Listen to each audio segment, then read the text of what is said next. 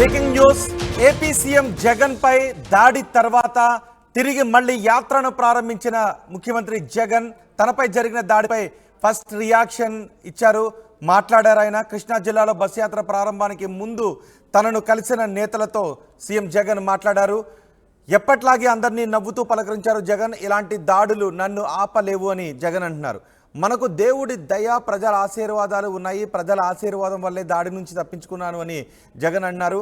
ధైర్యంగా ముందుకు అడుగులు వేద్దాము అంటూ జగన్ యాత్ర ప్రారంభానికి ముందు తనను కలిసిన నేతలతో మాట్లాడి యాత్రను ప్రారంభించారు. మరింత సమాచారం మా ప్రతినిధి రాజేష్ అందిస్తారు. రాజేష్, ఫస్ట్ రియాక్షన్ ఏంటి జగన్ తిరిగి యాత్ర ప్రారంభించినప్పుడు?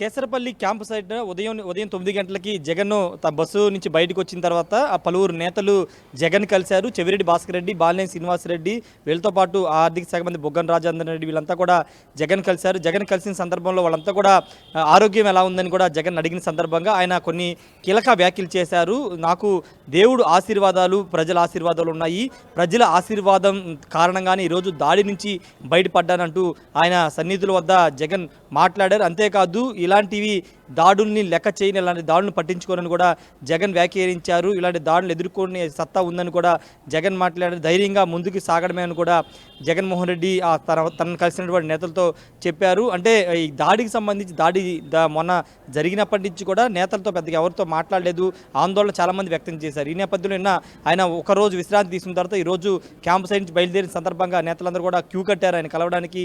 ఆయన ఆరోగ్యం ఎలా ఉందో తెలుసుకోవడానికి క్యూ కట్టిన సందర్భంగా జగన్మోహన్ రెడ్డి వ్యాఖ్యలు చేశారు. అయితే పూర్తి స్థాయిలో ఆయన జరిగిన దాడికి సంబంధించి ప్రతిపక్షాలు చేస్తున్న విమర్శలకు సంబంధించి సమాధానం ఇచ్చే అవకాశం కనబడుతుంది. సాయంత్రం నాగవరపాడు దగ్గర, గుడివాడ నియోజకవర్గం నాగవరపాడు దగ్గర మేమంతా సిద్ధం సభ జరగబోతుంది. ఆ సభలో జగన్ ప్రసంగం మీద ఇప్పుడు అందరూ ఎదురు చూస్తున్నారు. ఎందుకంటే ఎలాంటి ప్రసంగం ఉండబోతుంది, ఎలాంటి అంశాలు ఆయన ప్రస్తావించబోతున్నారని కూడా ఎదురు చూస్తున్నారు. ఆల్రెడీ తన నేతల వద్ద ఈ మాటలు మాట్లాడారు. అంటే తనకు దేవుడి దయ ఇవన్నీ ఉన్నాయని మాట్లాడారు. కానీ పూర్తిస్థాయి ప్రసంగం మాత్రం మేమంతా సిద్ధం సభలో మాట్లాడే అవకాశం కనబడింది. ప్రతిపక్షాలు పెద్ద ఎత్తున విమర్శలు చేస్తున్న నేపథ్యంలో కోడికత్తి డ్రామా 2.1 లేకపోతే సింపతి పాలిటిక్స్ చేస్తున్న రకరకాల ప్రతిపక్షాలు చేస్తున్న విమర్శల మీద జగన్ సమాధానం చెప్పే అవకాశం కనబడుతుంది. అయితే ఏ విధంగా మాట్లాడతారు, నిజంగా దాడి కుట్రపూరితంగా జరిగిందా లేదా అనే దానిపైన జగన్ మాట్లాడే అవకాశం కనబడుతుంది. అయితే నేతలకు మాత్రం చాలా మనోధైర్యాన్ని అయితే జగన్ ఇచ్చారు. ఎవరు కూడా అధైర్యపడే అవసరం లేదు. రాబోయే ఎన్నికల్లో మళ్ళీ మనం వైసీపీ అధికారంలోకి పోతుంది, మళ్ళీ మనం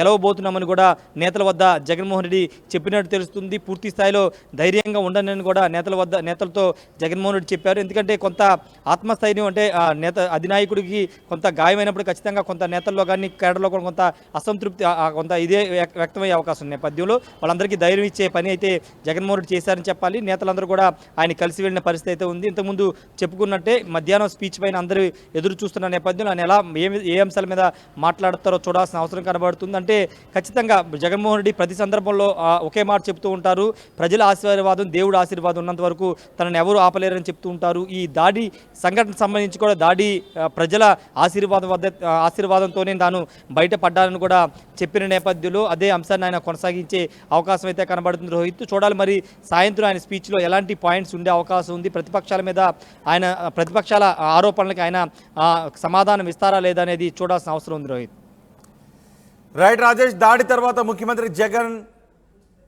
నేతలతో మాట్లాడారు.